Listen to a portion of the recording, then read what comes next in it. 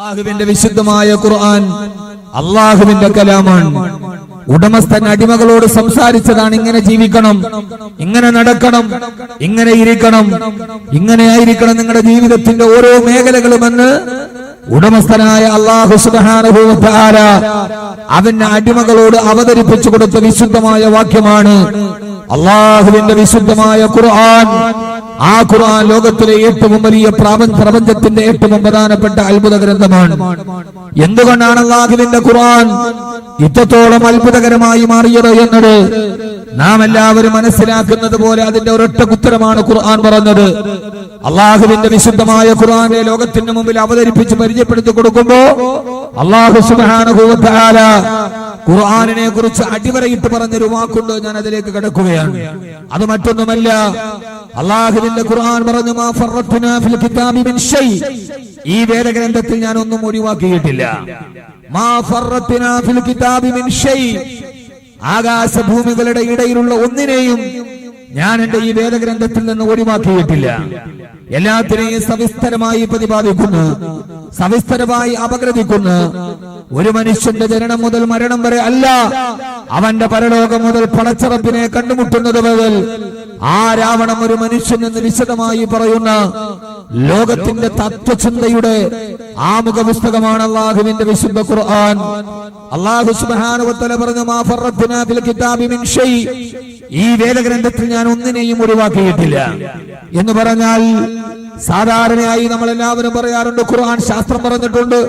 ആരോഗ്യശാസ്ത്രം, ജീവശാസ്ത്രം, ഭ്രൂണശാസ്ത്രം, ഭൗതിക ശാസ്ത്രം, ഭൗമശാസ്ത്രം, astronomy, geography, biology, humanity എന്നു വേണ്ട ലോകത്തിന്റെ ശാസ്ത്ര സംഹിതകളെയും മനുഷ്യത്വത്തെ പോലും പറഞ്ഞു കൊടുത്ത ആ ഖുർആൻ ഒന്നും ഒഴിവാക്കിയിട്ടില്ല. മാ ഫറത്നാ ഫിൽ കിതാബി മിൻ ഷൈ, ഞാനൊന്നും ഒഴിവാക്കാതെ ആകാശത്തെ, ഭൂമിയെ, നക്ഷത്രങ്ങളെ, താരാപഥങ്ങളെ, നബൂലകളെ, ഗാലക്സികളെ, മണ്ണിനെ, വിണ്ണിനെ, നാൽക്കാലികളെ, ഇരുകാലികളെ, ഏകകോശ ജീവിയായ അമീബയടക്കമുള്ള ലോകത്തിന്റെ സൂക്ഷ്മാണുക്കളെയും പരമാണുക്കളെയും എന്നുവേണ്ട ആനയുടെ പേര് ഒരു സൂക്തത്തിന് തന്നെ നാമകരണം ചെയ്തു കൊടുത്തു അല്ലാഹുവിന്റെ വിശുദ്ധമായ ഖുർആൻ. അല്ലാഹു പറയാണ് ഞാൻ ഒന്നും ഒഴിവാക്കിയിട്ടില്ല. ശാസ്ത്രം ഇതിൽ പറഞ്ഞിട്ടുണ്ട്. പക്ഷേ നമ്മെ സംബന്ധിച്ചോളം വളരെ പ്രധാനപ്പെട്ട ഒരു വിഷയം ഇവിടെ നാം മനസ്സിലാക്കേണ്ടത്, നാമളൊക്കെ പ്രസംഗിക്കുമ്പോൾ നമ്മളെല്ലാവരും പറയാറുണ്ട് ഇന്ന് ശാസ്ത്രം കണ്ടുപിടിച്ച കാര്യങ്ങൾ 1400 വർഷം മുമ്പ് അല്ലാഹുവിന്റെ ഖുർആൻ പറഞ്ഞതാണ്. നമ്മളെല്ലാവരും സ്ഥിരമായി പ്രഭാഷക ശൈലിയിൽ കേൾക്കുന്ന, പ്രഭാഷക വേദിയിൽ കേൾക്കുന്ന ഒരു പതിവ് അവകാശവാദമാണ് അല്ലാഹുവിന്റെ ഖുർആൻ ശാസ്ത്ര ഗ്രന്ഥമാണ്.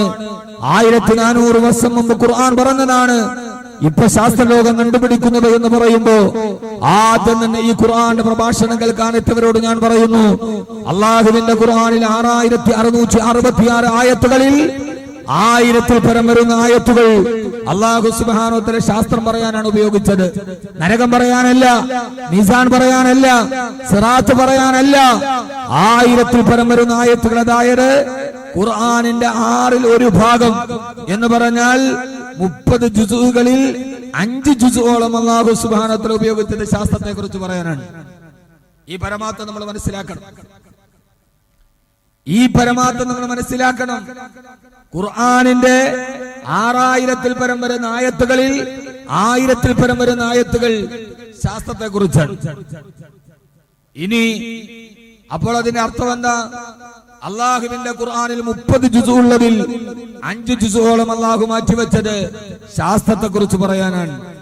ആകാശത്തെ കുറിച്ച് പറയാൻ, ഭൂമിയുടെ ഭ്രമണത്തെ കുറിച്ച് പറയാൻ, പ്രപഞ്ചത്തിന്റെ അവസ്ഥകളെ കുറിച്ച് പറയാൻ, നക്ഷത്രങ്ങളുടെ ഭ്രമണപഥങ്ങളെ കുറിച്ച് പറയാൻ, ഉൽക്കവീഴ്ചകളെ കുറിച്ച് പറയാൻ, ചന്ദ്രഗ്രഹണത്തെ കുറിച്ച് പറയാൻ, സൂര്യഗ്രഹണത്തെ കുറിച്ച് പറയാൻ, ഇങ്ങനെ പ്രാപഞ്ചിക പ്രതിമാസങ്ങൾ ഏതൊക്കെയുണ്ടോ അതിനെ കുറിച്ച് പറയാനാണ് ഖുർആനിന്റെ 1000-ൽ പരം വരുന്ന ആയത്തുകൾ അല്ലാഹു മാറ്റിവെച്ചത്. പക്ഷേ ഞാൻ അടിവരയിട്ട് പറയുന്നു, പക്ഷേ അല്ലാഹുവിന്റെ ഖുർആന്റെ ലക്ഷ്യം ശാസ്ത്രം പറയലായിരുന്നില്ല. ആ ശാസ്ത്രത്തിന്റെ പുറകിലും നിൽക്കുന്ന നിർമ്മാതാവിനെ, ഉടമസ്ഥനായ റബ്ബിനെ കുറിച്ച് പറയലായിരുന്നു അല്ലാഹുവിന്റെ ഖുർആനിന്റെ ഉദ്ദേശം, അല്ലാതെ ശാസ്ത്രം പറയലായിരുന്നില്ല. നമുക്കിന്ന് വെച്ച് ഏറ്റവും പ്രധാനപ്പെട്ട ഒരു വീഴ്ച ഖുർആനിനെ ശരിയായി മനസ്സിലാക്കാൻ നമുക്ക് കഴിഞ്ഞിട്ടില്ല എന്നതാണ്. ഖുർആനിനെ കൃത്യമായി മനസ്സിലാക്കാൻ നമുക്ക് കഴിഞ്ഞിട്ടില്ല എന്നതുള്ളതാണ്. എന്നാൽ അള്ളാഹുവിന്റെ ലക്ഷ്യം ശാസ്ത്രം പറയലായിരുന്നില്ല. അള്ളാഹുവിന്റെ ലക്ഷ്യം ആ ശാസ്ത്രത്തിലൂടെ ഇതിന്റെ ഈ പ്രപഞ്ചത്തിന്റെ നിർമ്മാതാവായ അള്ളാഹുവിനെ കുറിച്ച്, പരലോകത്തെ കുറിച്ച് പറയാനാണ് അള്ളാഹു സുബ്ഹാനഹു വ തആല ഖുർആനിൽ ശാസ്ത്രത്തെ പറഞ്ഞത്. അപ്പൊ പൂർണ്ണമായും ഖുർആനിന്റെ ലക്ഷ്യം അള്ളാഹുവിനെ അറിയുക എന്നതാണ്.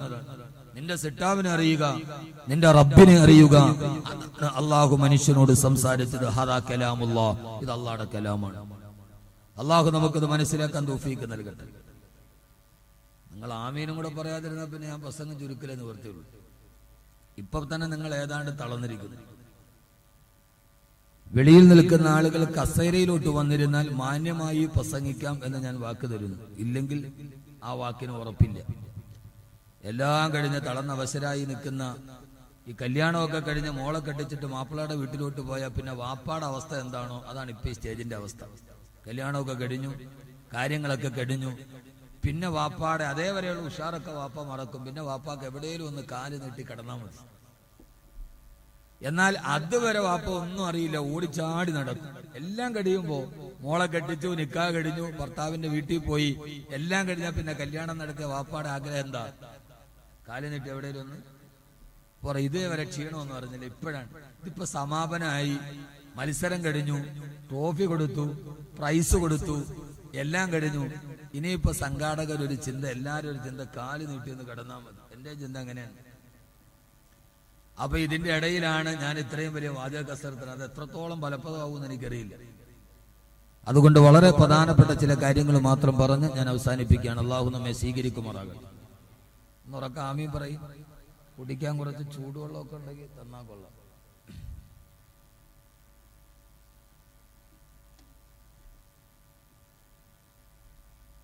ചൂടുവെള്ളം ഉണ്ടാകും.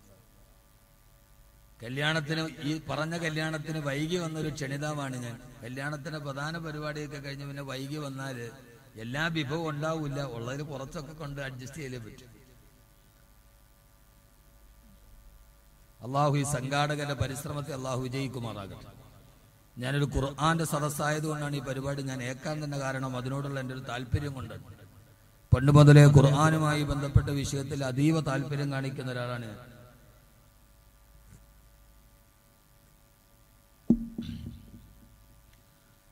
അപ്പോ യഥാർത്ഥത്തിൽ ഈ 3 ദിവസം നടന്ന പരിപാടി കൊണ്ട് നാം അടുക്കേണ്ടത് അള്ളാഹുവിലേക്കാണ്, അവന്റെ ഖുർആനിലേക്കാണ്. അള്ളാഹു സുബ്ഹാനഹു വ തആല ശാസ്ത്രം പറഞ്ഞതിന്റെ ഏറ്റവും പരമപ്രധാനമായ ലക്ഷ്യം ആ ശാസ്ത്രത്തെ കുറിച്ച് പറയലല്ല. ഭൂമിയെ നിനക്ക് ഞാനൊരു വിരിപ്പാക്കി തന്നില്ലേ കിടന്നുറങ്ങാൻ, ആകാശത്ത് നിനക്ക് ഞാനൊരു മേലാപ്പാക്കി തന്നില്ലേ തണലേകാൻ എന്നൊക്കെ അള്ളാഹു ചോദിക്കുമ്പോഴും ആകാശം എന്ന മേലാപ്പിൽ കണ്ണുടക്കി നിൽക്കാനല്ല മുസ്ലിമേ, ഈ ഭൂമി എന്ന വിരിപ്പിലേക്ക് നിന്റെ ഗവേഷണ പരതയെ കൊണ്ടുപോകാൻ മാത്രമല്ല. അള്ളാഹു സുബ്ഹാനഹു വ തആല ശാസ്ത്രം പറഞ്ഞതിന്റെ മുമ്പിലുള്ള യുക്തിബോധമേടാ. ഞാൻ ചില ആയത്തുകൾ ഓതുമ്പോൾ നമുക്കത് മനസ്സിലാകും. അലം നജഅലിൽ അർള മിഹാദാ വൽ ജിബാല ഔതാദാ വഖലഖനാകും അസ്വാജാ وجعلنا نومكم سباتا وجعلنا الليل لباسا وجعلنا النهار معاشا. നിങ്ങൾക്ക് ഞാൻ ഭൂമിയെ വിരിപ്പാക്കി തന്നില്ലോ, ആകാശത്ത് നിങ്ങൾക്ക് ഞാനൊരു മേലാപ്പാക്കി തണലിട്ട് തന്നില്ലോ. നിങ്ങൾക്കൊരു വസ്ത്രം പോലെ ചുരുണ്ട് കിടക്കാൻ ഈ രാത്രിയെ നിങ്ങൾക്ക് ഞാൻ വസ്ത്രമാക്കി തന്നില്ലോ. ഇതെല്ലാം പറഞ്ഞ അല്ലാഹു ആകാശത്തെ കുറിച്ച്, പകലിനെ കുറിച്ച്, രാത്രിയെ കുറിച്ച്, ലോകത്തിന്റെ പ്രധാനപ്പെട്ട ശാസ്ത്ര സത്യങ്ങളിലേക്ക് മനുഷ്യനെ വിളിച്ചോടുകൊണ്ട് അള്ളാഹുവിന്റെ ഖുർആൻ അടുത്തത് പറഞ്ഞു തന്നെന്നറിയോ. ഈ ആകാശത്തെ കുറിച്ച്, ഭൂമിയെ കുറിച്ച് ഞാൻ പറയുമ്പോ അതിൽ നിന്റെ ഗവേഷണങ്ങൾ ഉടക്കി നിൽക്കാനല്ല. അള്ളാഹു പറയാ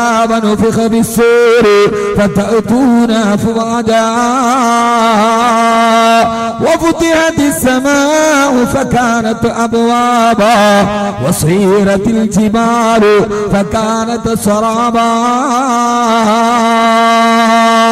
അല്ലാഹു പറഞ്ഞെന്നറിയോ? അല്ലാഹുവിന്റെ ഖുർആൻ പറയാ, ആകാശത്തെയും ഭൂമിയുടെയും പ്രാപഞ്ചിക രഹസ്യങ്ങളെ പറഞ്ഞതിന് ശേഷം അല്ലാഹു പറയുന്നു, ഇതൊന്നും നീ ചിന്തിക്കണ്ട. നീ ചിന്തിക്കേണ്ടത് എന്തെന്നറിയോ?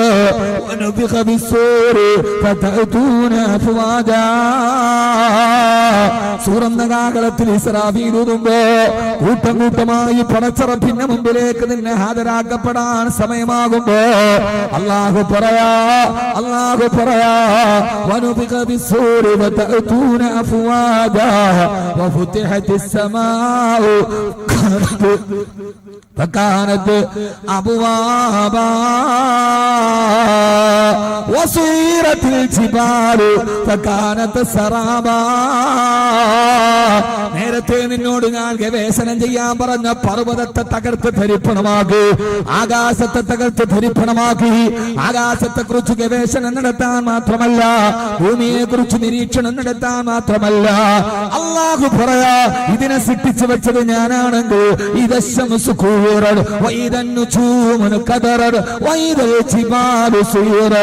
ഇതിനെയെല്ലാം തകർത്ത് ധരിപ്പണമാക്കിയിട്ട് ആകാശമില്ലാത്ത, ഭൂമിയില്ലാത്ത, നക്ഷത്രമില്ലാത്ത, വൃക്ഷങ്ങളില്ലാത്ത, തരുക്കളില്ലാത്ത, താരകമില്ലാത്ത ഒരു ലോകത്തെ സൃഷ്ടിക്കുന്ന എന്റെ തമ്പുരാനുണ്ടല്ലോ. യൗമ തുബദ്ദലുൽ അർളു ഗൈറൽ അർളി വസ്സമാവാതു വബറസൂ ലില്ലാഹിൽ വാഹിദിൽ ഖഹാർ. ആകാശഭൂമികളെ തകർത്ത് ധരിപ്പണമാക്കി മാനവരാശിയെ കൊന്നൊടുക്കുകയുണ്ട്. അവസാനം പരലോകമെന്ന ലോകത്തെ സംവിധാനിക്കാൻ കഴിയുന്ന എന്റെ കുതിരത്തിനെ കുറിച്ച് നിങ്ങൾക്ക് ബോധ്യപ്പെടുത്താനാണ് ആകാശത്തിന്റെ രഹസ്യത്തെ ഞാൻ പറഞ്ഞു തന്നത്. അല്ലാഹുല്ലദീ റഫഅ സമാവാതി ബിഗൈരി അമദിൻ തറൗനഹാ. അല്ലാഹു ചോദിക്കുകയാണ്, മാനവാ, ആകാശത്തേക്ക് എന്തേ നീ നോക്കുന്നില്ല? ഇതാണ് ഖുർആനിന്റെ പ്രത്യേകത. വെള്ളിയാഴ്ച നിസ്കരിക്കാൻ വേണ്ടി ഇമാമിന്റെ പുറകിൽ നിൽക്കുകയാണ്. നിസ്കാരത്തിന് വേണ്ടി പടച്ചറപ്പിലേക്ക് മനസ്സിനെ കേന്ദ്രീകരിക്കുകയാണ്. അല്ലാഹു അക്ബർ എന്ന് പറഞ്ഞ് സർവ്വചിന്തകളും വെളിയിലേക്ക് കളഞ്ഞ് അല്ലാഹുവിനെ മാത്രം ആഗ്രഹിച്ച് കൈകെട്ടുകയാണ്. വെള്ളിയാഴ്ചക്ക് വായിപ്പള്ളിയിലെ ഇമാം സൂറത്തുൽ ഫാത്തിഹ ഓതിയിട്ട് ആദ്യത്തെ റക്അത്തിൽ ഓതുന്നതെന്താ? നിസ്കാരത്തിൽ സുജൂദിലേക്ക് നോക്കണം, അല്ലാഹു അല്ലാത്തതിനെ ചിന്തിക്കരുതെന്ന് പറഞ്ഞ ഖുർആൻ ഇമാം ഓതുകയാണ്. ഫലാ യൻളുറൂന ഇലൽ ഇബിലി കൈഫ ഖുലിഖത് വഇലസ് സമാഇ കൈഫ റുഫിഅത് വഇലൽ ജിബാലി കൈഫ നുസിബത്. കൈകെട്ടി നിൽക്കുന്ന മനുഷ്യ, അഫലാ യൻളുറൂന, എന്തേ നീ നോക്കുന്നില്ല? ഇലസ് സമാഇ കൈഫ റുഫിഅത്, ആകാശത്തെ എങ്ങനെയാണ് ഉയർത്തപ്പെട്ടതെന്ന് നീ നോക്കാത്തതെന്താ? യഥാർത്ഥത്തിൽ നോക്കാൻ പാടില്ല, സുജൂദിന്റെ സ്ഥലത്തേക്കാണ് നോക്കേണ്ടത്. ആ സമയത്തും ആകാശത്തേക്ക് നോക്കാത്തതെന്ന്, ഒട്ടത്തെ കുറിച്ച് ചിന്തിക്കാത്തതെന്ന്, ഭൂമിയെ കുറിച്ച് ഗവേഷണം നടക്കാത്തതെന്ന് അല്ലാഹുവിന്റെ ഖുർആൻ അടിക്കടി ചോദിക്കുമ്പോ അല്ലാഹു പറയുന്നു, ഞാനിത് ചിന്തിക്കാൻ വേണ്ടി മാത്രമല്ല, ഇതിനെല്ലാം തകർത്ത് ധരിപ്പണമാക്കിയിട്ട് പരലോക സൃഷ്ടിക്കാൻ എന്റെ റബ്ബിനെ കഴിയുമെന്ന്. അല്ലാഹുല്ലദീ റഫഅ സമാവാതി ബിഗൈരി അമദിൻ തറൗനഹാ. ഒരു തൂണ് പോലുമില്ലാതെ ആകാശത്തെ ഉയർത്തിയിരിക്കുന്നവരാരാ? ഇത് അല്ലാഹു പറയുന്നത് എന്തിനാണ്? ഖുർആൻ ഒരു തൂണ് പോലുമില്ലാതെ ആകാശമെന്ന പ്രവിശാലമായ ലോകത്തെ താങ്ങി നിർത്താൻ കഴിയുന്നവന് നാളെ കോടാനുകോടി ജനങ്ങളെ നിരത്തുന്ന പരലോകം സൃഷ്ടിക്കാൻ ഈ യാതൊരുവിധ ബന്ധപ്പാടുമില്ലെന്ന് ഓർമ്മിപ്പിക്കാനാണ് അല്ലാഹുവിന്റെ ഖുർആൻ ആകാശത്തെ കുറിച്ച് പറഞ്ഞു തന്നത്, നക്ഷത്രത്തെ കുറിച്ച്